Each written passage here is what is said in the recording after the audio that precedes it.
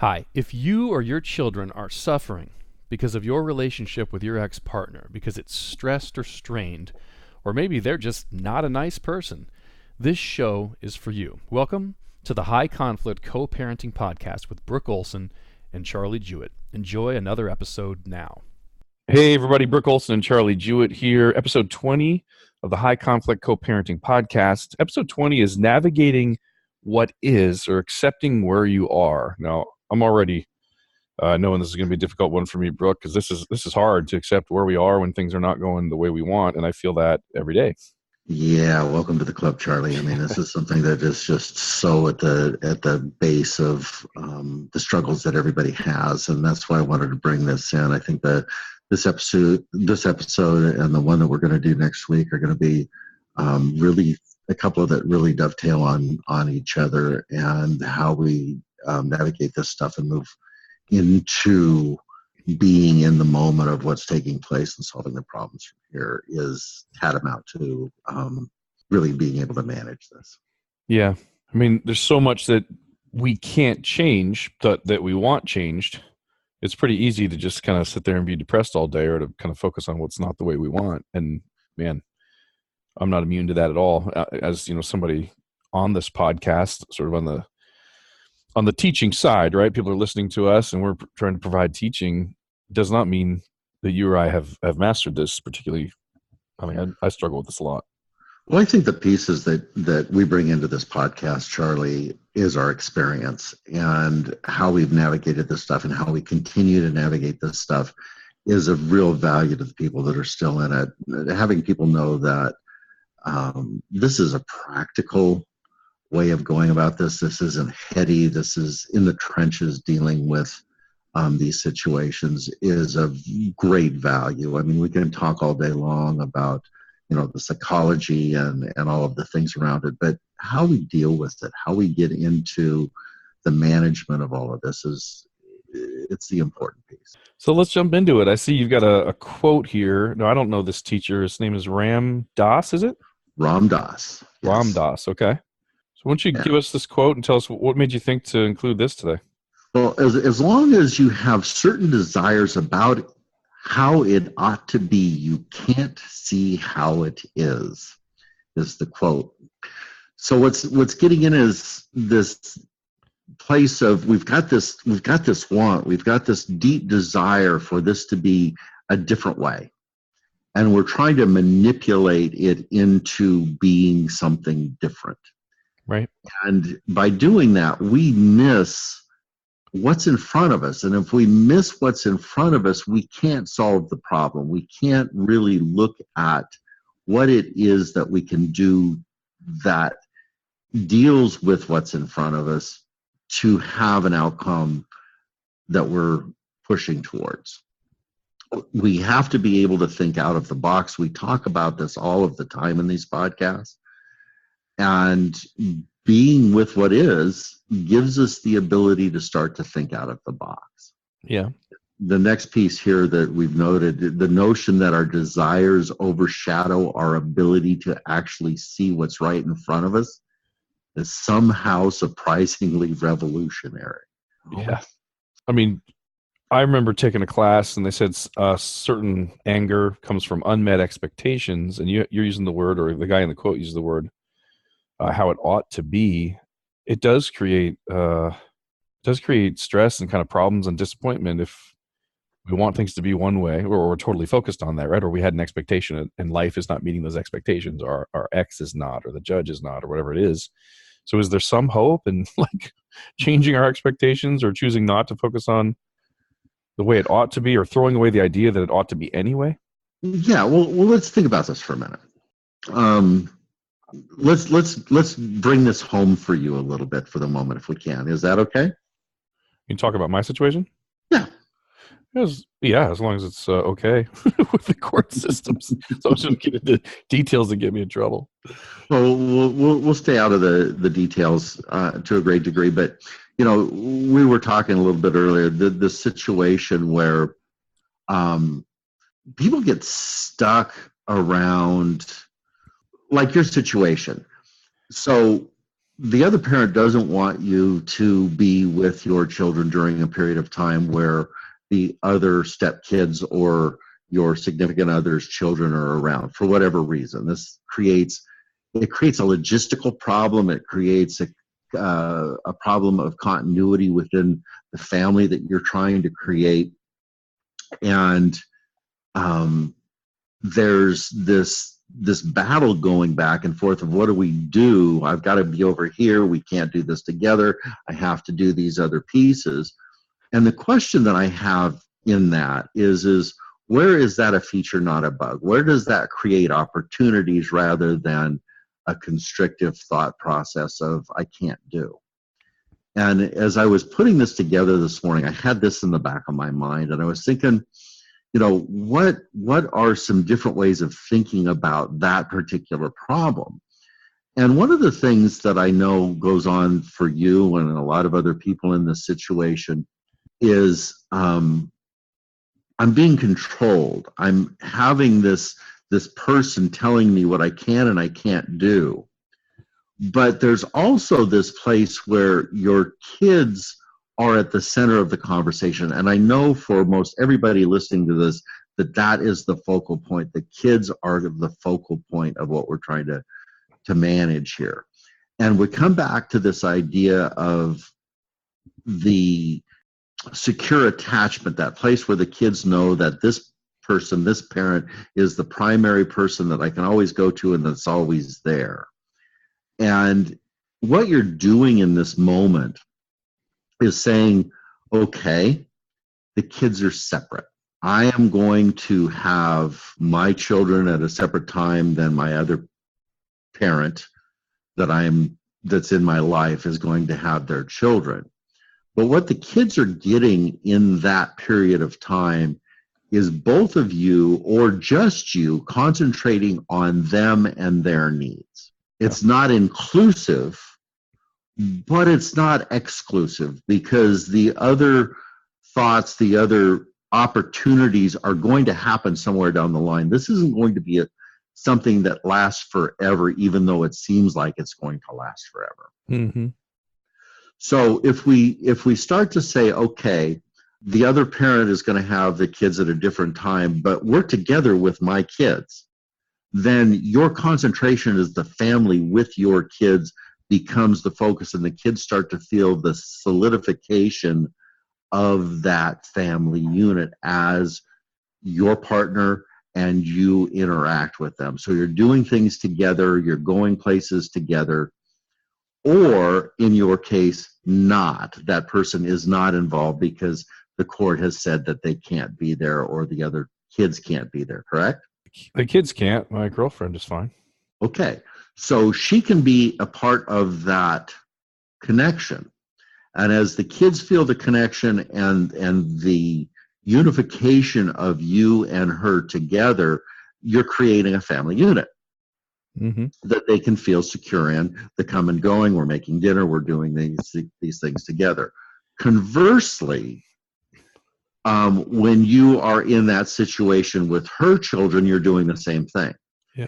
And you said something in one of our last podcasts that really stuck with me is that her children are coming back and saying, oh man, this is a great place to be. This is solid. You guys are calm. You create a family situation that really feels good. And this is from a child that was acting out. Right. Right? Yeah. So what we're seeing here and what you guys are creating in this conversation that you and I are having today, Charlie, is that opportunity for really navigating two families, right? Yeah. Now, we extend this piece out over time, and you go back to court, you get a modification, this idea of the other parent's kids drops away because the judges say, wait a minute, these are kids, and these kids are fine. Why can't they be together? This has been some kind of a convoluted thing that's been put together, and we've navigated this now. You've navigated this over 2 or 3 year period of time, and there's been nothing in this conversation other than the other parent's noises that is creating this this upheaval. So as you go in, you start to show this in a calm manner, things start to shift, and then you've got the combination that starts to come together, and you've created opposite but similar situations that will dovetail together because these kids know about each other. They're not ghosts out there that are amorphed and not a part of your world. They are in your world. As a matter of fact, they even know each other, and there's not a problem. Yeah, So they know each other. That we all lived together for 8 or 9 months before this right, silly ruling. right. So when we come back together, there's this in-kind of parenting that's going on that dovetails together naturally, and it's what is, right? Yeah. It's what's here. And it's ridiculous. It doesn't make any sense. But the idea, again, is to look at this through a different set of eyes, where this is a feature, not a bug, where it's like, oh, let's jump in here. And when we go back and we start looking at the conversations that we've had around the GEOs, the genuine expectation opportunities, the positive anticipation, where you're doing these things separately, then they can start to come together as well in the bigger picture as this begins to change. What came up is your idea of divide and conquer, is that we're being forced to actually divide the children up and do the things with them that they enjoy, right? Where instead of having to choose and kind of make that do that purposefully inside of families, it just is. It has to be. Right. But let's look at that from a different perspective for a moment, because I think even when we have our children, we've got a couple of children, right? And they're different ages. Yeah. And it's our parenting time with them. And they've got different wants and different demands of us. Even within that, trying to put those pieces together and have quality time with them becomes difficult, right? Yeah. So we add in 2 or 3 more kids into that conversation, the kids start to feel a little more lost. And in this idea that we're bringing forward for your situation in particular that we're talking about, we're actually giving the kids a little bit more of what they're needing in that moment, which is connection with you, as opposed to the chaos and the craziness that's going on in the other place. They're actually getting a need met that you might not be able to meet in a step parenting situation, right? So this is just one situation. This is just one aspect of this dealing with what is. But what I'm trying to bring forward is how to look at this through a different set of eyes, how to create an opportunity instead of a liability. Yeah, I've never heard you say that before this podcast, the feature instead of a bug. That's a cool saying, actually. Right. All right, so we're look at it through a different set of eyes. We look at it as a benefit or whatever. You said that another way. What was the way you just said it? It's an opportunity and not a liability. Yeah, there you go. So we have this opportunity, and this is just in my situation. But is it always like that? All these things that people don't like the way it is right now, can they all be sort of respun, reframed? I think so, and the spin that we're trying to put on it always comes back to, okay, this is what is. I have been restricted in X, Y, and Z ways, whatever the restriction is or whatever the handicap to that relationship with the children is, right? Mm-hmm. And if I quit pushing the river on this and I go, okay, how do I maximize this opportunity? How do I create out of this something that is really connected to the children? Then I'm solving the problem. I'm getting into the kids' lives. I'm creating those opportunities with them that I wouldn't be creating if I was just fighting the river. Yeah. The person that comes to mind, we have enough listeners now that I'm sure somebody's in this situation. Someone out there has supervised visitation and is probably so angry and embarrassed by that. Wouldn't you think? Right. I mean, talk about not wanting something to be the way it is, not being able to be around your kids without somebody watching you. Gosh, that would just be right. And how do they spin that and say that's right? What's that? So here's the spin. Mm-hmm. I love that question, Charlie, because it is this to me is one of the biggest opportunities that I can think of if we utilize it right. So when we've got supervised visitation, oftentimes this is something that's come out of a false allegation, and the court is sitting back and they're erring on the side of caution a lot of times. And what they're looking for is how a person responds to this situation. So if it's me, I'm going to say, hey, you know what? Awesome. I've got somebody that's watching. I've got somebody that's going to report. All I need to do is simple things. I need to show up on time. I need to show that I know how to parent. I know how to be relatable to the children, and that I can make good corrections in good ways when we're in relationship. So I've got somebody that's looking at this beautiful relationship that I have with my kids, not this this fantasy that somebody's put out there that I am this monster and stuff. So I've got somebody that is going to create a different narrative. And along with that, the judge has said, okay, you're going to go take a high conflict course. You're going to go take an anger management class. You're going to do X, Y, and Z. And if I stay in what is this is what has been given to me, and I say, okay, this is an opportunity for me to show them that that's not what I am, then things start to take on motion. Yeah. And when those motions take on, what we often find is that the other parent doesn't do what they're asked of, and they actually try to get in and mix things up and do things counterproductive to what we're trying to create. So now the people that are making the decisions get to see the other side of the story and actually what is. It's interesting while you're talking, because on a previous podcast, I think the one about how the courts just don't get it and that whole thing, and you say they're always going to err on the side of caution, right? Sure.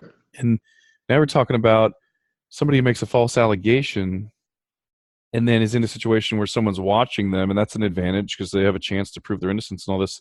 There's a little bit of a weird thing going on in divorce court situations where you're guilty until proven innocent because of that caution, right?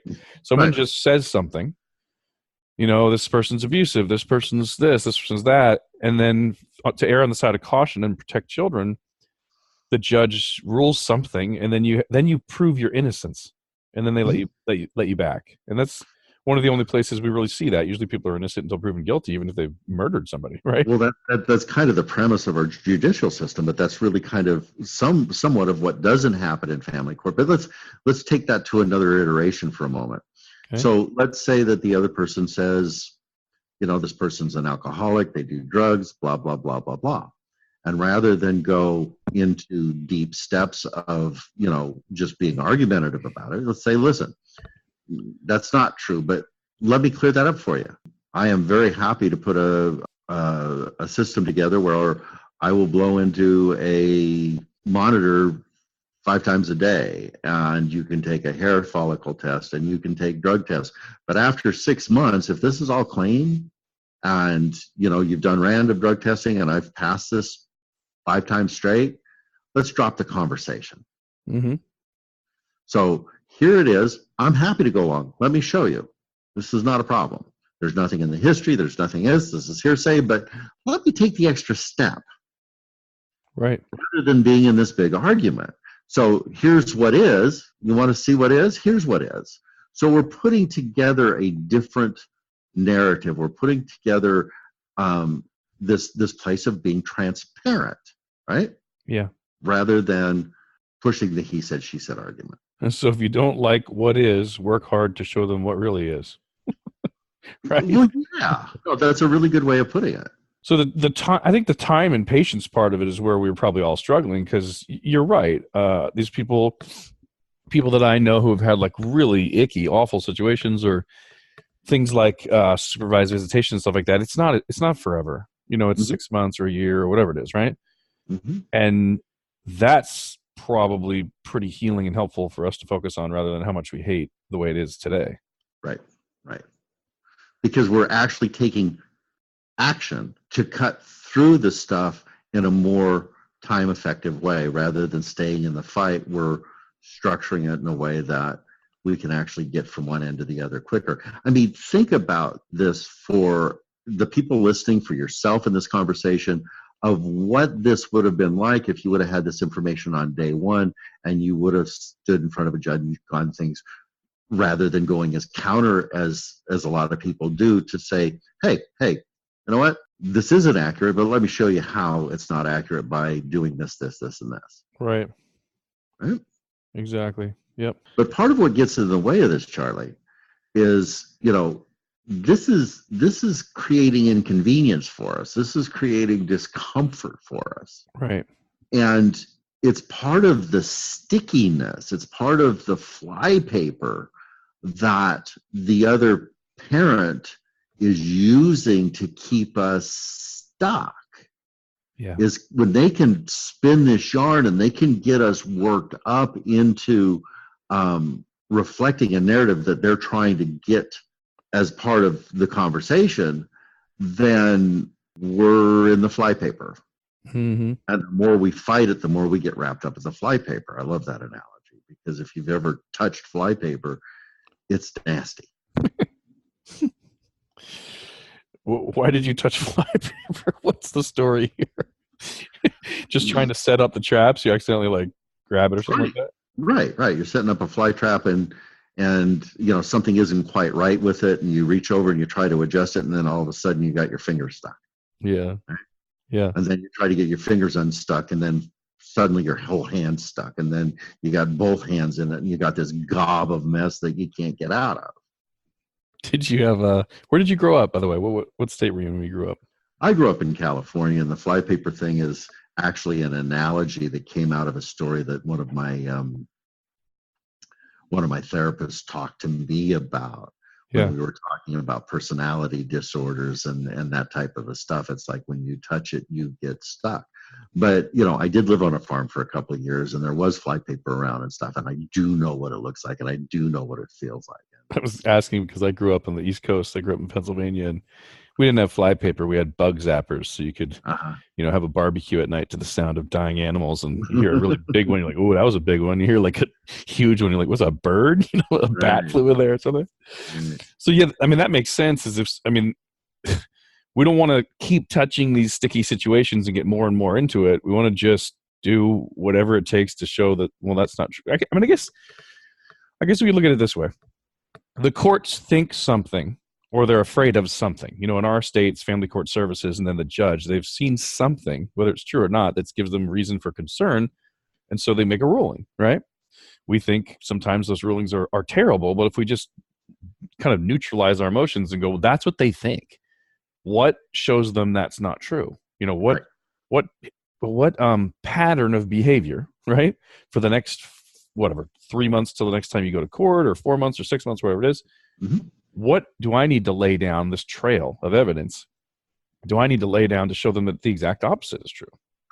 Correct. And when we're in resistance to it, when we're fighting it, we're doing things that support the narrative of what has been said about us. Well, that makes sense. So if you're just freaking out, this is so stupid, this isn't how it should be, and you're fighting, then you look more like what the other person says about you than you even are. Right. And it's really constricting your thinking, because what you're doing is you're fighting something that is a false narrative. You're fighting against something that is a fantasy, and your thinking is focused on that. It's constrictive. So when we open up, when we free ourselves from that, and we go, okay, like we were talking about before, it's like, okay, this is actually an opportunity to be with my children in a different way that I wouldn't be with them. I have an opportunity to blow this up and make this a more connected piece. I have this opportunity to change something that I may need to change, because there might be something in that narrative that has some traction to it, that has some truth to it, that we go, whoa, wait a minute, I do have a problem there. Let me go back and fix that so I can change that narrative so it doesn't flow through, and then I'm a better parent, I'm a better person, I'm a better individual by going through this process. And that is, again, being with what is, because let's face it, Charlie, we've had this conversation on many occasions. Not everything that's being thrown at us is inaccurate. Some of the things that the other parent has to say about us has some validity, right? And let's take that as good information. Let's not shut that down. Let's go, whoa, I did blow that. Oh, or I do this in a way that I could do better, and take that as an opportunity to shift that as well, because that changes the narrative across the board. The kids see something different. The other parents see something different. The courts have an opportunity to see something different. And oh, by the way, you are moving through the world a little more congruent as well. Right. Because if you are screaming that I'm not that and I am that, there is an incongruency that comes up within the energetic field of it that people pick up on as well. Yeah, all the invisible stuff that's going on, right? Right. Well, I think it's super helpful when you talk through how to kind of respin things, or how to see them as a feature, not a bug. Can I give you two, I don't know, what I think popular situations where people might be frustrated, and have you comment on two more of those? Absolutely. Let's do someone whose child support or alimony or whatever is just completely out of whack. Like they shouldn't be paying, and they are, which I've seen, or they feel like they're paying far too much, you know what I mean? Or the other side lied about how much they make, you know what I mean? Or hid assets or something like that, right? Right. Hid income. It's not right. You know what I mean? It's costing you money, right? How would you walk somebody through not just sitting around being ticked off about that all the time? Well, first of all, somebody has taken some information in that is inaccurate. Right. So all you can really do in that situation is put together the pieces to counter that perception. So that's a numbers game. That is a factual numbers game. And you can really only talk about that on your side, right? You can say, this is what I do, this is my numbers, this is where I go, this is how my taxes look, and this is my income. Right. And to be able to be very accurate with that and to put it down. Now, the other side of that conversation is the other person's hiding money, or they're misreporting, or doing whatever they're doing. And that's really a crazy place where people that are good at this can stretch it out for a period of time so they don't have to pay, or that you have to pay more. That for people that are self-employed to a great degree, have a way of taking in money, stashing it, taking it under the table, taking cash, doing those things where it's not reported. And you're looking at that and you're going, listen, I was married to this person for 20 years and this is what they always did, and they continue to do it. The other person has these big bright eyes. They go, that's not accurate. I report my taxes every year. They signed off on the taxes. This is what we've done. And short of going after, a special master who may or may not be able to really dig in, this is what it is. And you sit there and you go, holy crap, this isn't right. Right. And yet I can't change it. Yeah. Right? Yeah. So what do you do? That's your question, right? Yeah. I mean, I'm guessing if you can't change it, there's only ever one thing to do: accept it, that's the way it is, and then work on, maybe do get the special master, or work on. Well, add the pieces in. Use the critical thinking, problem solving process to say, okay, what can I show and how can I show this? But there's a whole nother prospect here of going, okay, I can spend all my time on that. I can spend all my concentration on that. I can spend all my money on that, or I can go out and make more money. Mm-hmm. And I'll have people say, well, if I make more money, I have to pay more money. Well, that's part of the equation. But the idea here is streamlining your life into a place that makes sense. Or part of the critical thinking might be is, you know what? All of this work is just creating more turmoil, and it's costing me more money, and my ROI really isn't here. I am going to simplify. And simplifying may be the answer. Mm-hmm. And sometimes, the people go back and say your ability to earn is much higher than that, but there's always that conversation of, the economy shifted, my business shifted, there's other things, and, there's a place where where you can't force them, they can't force you. Right. And that becomes part of that conversation as well. So it's this is what it is. Where do I want to go? Do I want to fight this thing and spend all of my time and all my concentration on something that is either in the past or in the future that I really don't have any control over? Or how do I solve this problem by either making more money or simplifying my life and moving in that direction? When you say simplifying, you mean sort of lower your expenses? Lower your expenses, lower your expectations, lower your overhead, lower those pieces that get in the way. So it's like, I got a boat, I got a cabin, I got all of these other things that cost me all this money to upkeep. If I didn't have to upkeep those, I could do something else. And then I look at how I would do that. We've actually talked about that in my household, because we got this 5-bedroom house so that every kid could have the experience of having their own room, Mm-hmm. And then now that we have this ruling where the kids aren't here at the same time, my girlfriend and I are like, well, why do we need 5 bedrooms? Why don't we just get a 3-bedroom house? And there's the girls' room and the boys' room, and they're not there at the same time anyway. You know what I mean? Right. And that's a way of simplifying and lowering expenses and stuff, and not fighting it, but just go, okay, if it's going to be this way, then here's how it's going to be. Sure. And there may be this time where that changes. So again, just looking at that, when we're in the middle of this, we have a tendency to go to all or nothing thinking. And that's not productive. Mm-hmm.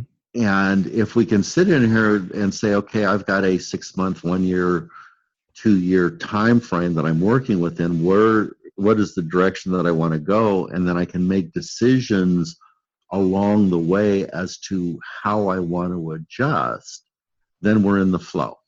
Right. Because what is a changing state all of the time. And if we can adjust to that state, then we can solve the problems as we go. I bet you surfers are good at this. You know what I mean? The time I've spent around surfers, the water conditions are always different every day, but then while you're out there, every wave is different. Then while you're on it, it's changing. By definition, that's what a wave is, right? Right. And they're just reacting to it. You know what I mean? And we kind of need to surf life, as opposed to be angry with what wave there is, or that what the situation is. The other and I would say something a little bit different to what you just said is the surfer is not in reaction to what is, they're in relationship with what is. That's good. Yeah. It's really a different piece. Yeah. And they're going with it, right? Not fighting it. They're using it. They're using it. Exactly. If you have time, the other situation I wanted to hear about was somebody that just does not have the time with their kids that they want. You know what I mean? I have a friend that was on a 93/7 share at one point. She was getting 7% time. You know what I mean? Right. I'm not happy with my situation the way it ended up, even though it's not horrible. But what about the person? I mean, more than that, what about the person that just desperately misses their children, right? And it's not about the equality of it or the injustice or anything, or how much money they're having to pay because of it. It's they miss these wonderful, beautiful people that they used to have full time in their life, and they just don't want it to be that way. Right. How do they spin that? How do you live for the time that it's like that without, especially because guess what, you have a whole bunch of alone time sitting around fighting your own brain.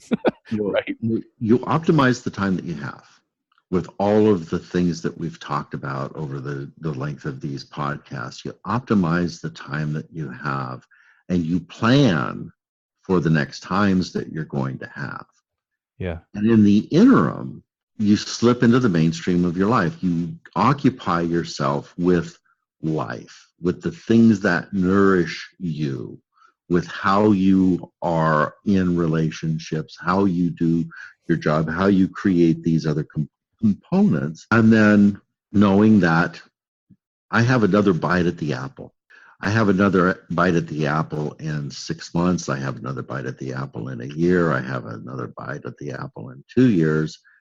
And if I'm solving these problems, if I'm changing the narrative, if I'm working within the parameters of what is here, then I am changing the nature of the relationship with my children. I'm changing the nature of the relationship with the courts, I'm creating a different narrative, and then I get my next bite at the apple. I've had clients that have been alienated from their children, and they get these moments, these bits of time in therapy, or these moments of time with the children, and the differences seem to be long term of how they deal with those opportunities, how they take responsibility for where they've screwed up, where they take responsibility for being better parents, where they take responsibility for creating a different relationship with their children. And then again, over time, this alienation can drop away. And it may be way down the road where it really changes. But sometimes it isn't, that adult relationship that's created. Sometimes there's this place where the children go, no, I can see that you are listening to me. I can see that you are relating to me. I can see that you can see my struggle and that you're with me in that journey, rather than you're trashing the other parent, or you're telling me I'm wrong, or you're not doing the things that are relationship building with me. And those are the things that will shift over time. I think a lot of what happens, and I think you are witness to this to some degree as well, Charlie, is that the alienation, to a large extent, is the result of a parent's way of dealing with it. So when you move away from the resistance of this other parent is creating all of this weird crap, and go into the relationship with the children, that begins to change over time. You've seen that happen in your own world, right? Yeah. Okay. So again, this is about navigating what is. I am here. This is my situation.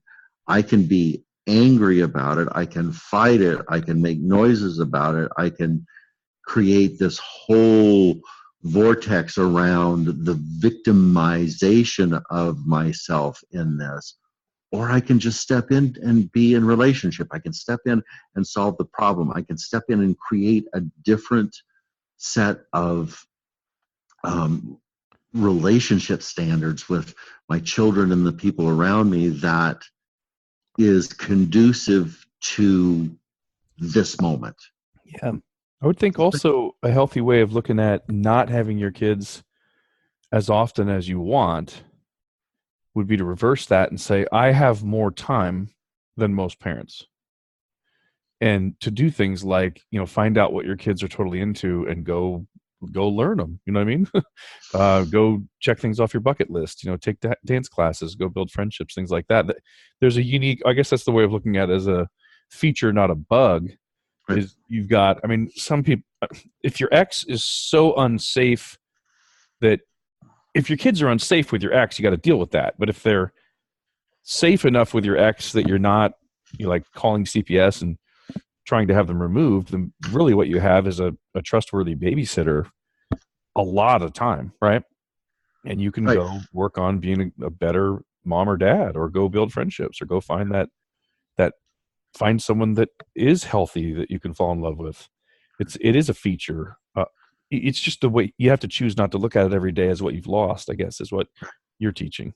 Right. And it's safe enough. That might not be ideal, but it's safe enough. I don't have to go into my memory circuitry all the time. Yeah. Got it. All right. Well, anything else you want to cover on this topic before we wrap it up? Yeah, no, I just think, just kind of as a parting shot in this, is like, we know who these people are. They've shown us who they are. We know what they do.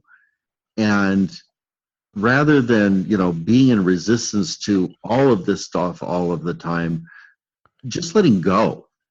Yeah. And moving into the critical thinking, the problem solving, and being in that place of relationship. Yeah. It's good. It's good stuff, man. So I relate to this on a super high level. I'm sure you guys do too that are listening. Very often with the breakups, when the courts are involved, especially, or when there's kids involved, very often we are not happy with where things are, yet resisting that. One of my favorite teachers, Brooke, teaches that she feels like reality is really her definition of God. What's allowed to be, like of all the things that could be, what's actually allowed to be your situation is God. And resisting that, you're really just resisting God, and you're beating yourself up against the wall if you're resisting reality, right? So a lot of us do not like the reality that we're living in, yet it's the only one there is. It's the only life that can be had is the one that's available to you right now. So And it's so available for our growth. If we look at it from that perspective, there's nothing bad that happens here. It's all growth. yeah, and getting even deeper into that, it's probably on purpose, right? It's we need it somehow, right? It's good. Or at least, I know that's getting into sort of dualistic. Well, if we think life is good, then it's good, right? So do everything you can do to stop fighting and stop focusing on the things that aren't the way you want them to be, and look for the opportunities, I guess we could say, in parting, right? Yep. All right, Brooke, thank you so much. All right, everybody, we'll be back next week with another episode 21. For now, hang in there. We care about you guys, appreciate you guys. Keep emailing in. What's the best place for them to reach you, Brooke? My email, brook@highconflict.net. That's my personal email. Or feel free to give me a call at 760-751-4398. I'll answer the call if I'm here. Awesome. Thank you. We'll talk to you next week. Take care. Bye. And now it's time for a commercial. Brooke, people don't have to wait until Friday mornings to get more content. If this is something that's helpful for them, right? This isn't the first time you've broadcast anything or recorded anything or put anything out there in the world. What are the other ways people can get the help more aggressively or speed up their recovery process? What materials are available for people right now? Well, I've written a book called The Black Hole of High Conflict, and it's available on Amazon and Kindle. Great. And everything that we're talking about is really compressed and put into there. So this is a really good starter place to get in and get your mind working and to see what these concepts are about and how to start to apply them.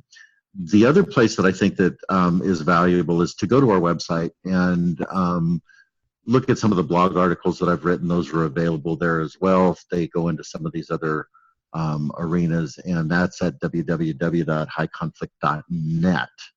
So the book, the website are also really good places to get the material. And also we have classes. We have high conflict diversion program classes that you can get into and get some one-on-one help with this as well. And you know me, I'm aggressive. Whatever I want to become good at or learn, I find someone who's good at it and pay them and hire them and shorten my learning curve. What if somebody just wants your help? Somebody says, Brooke has this information. He's good at something I'm not good at yet, and I want to work with him. Do you have any type of coaching or consultations or anything like that? Absolutely, I do. I do one-on-one coaching for custody cases. I help people get ready for family court services. If you've got that in your community, I work with attorneys and clients to help them with managing and strategically setting them up to have more successful cases as well. And how do they reach out? You want them to just go to the website or email or phone, or what's the best way for them to reach out, raise their hand, and say, I need some help? They can email me.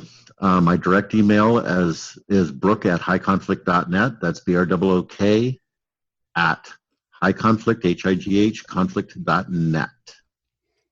Perfect. That's everything everybody would need to get some help, right? Absolutely. Thank you, Brooke. Thank you, Charlie.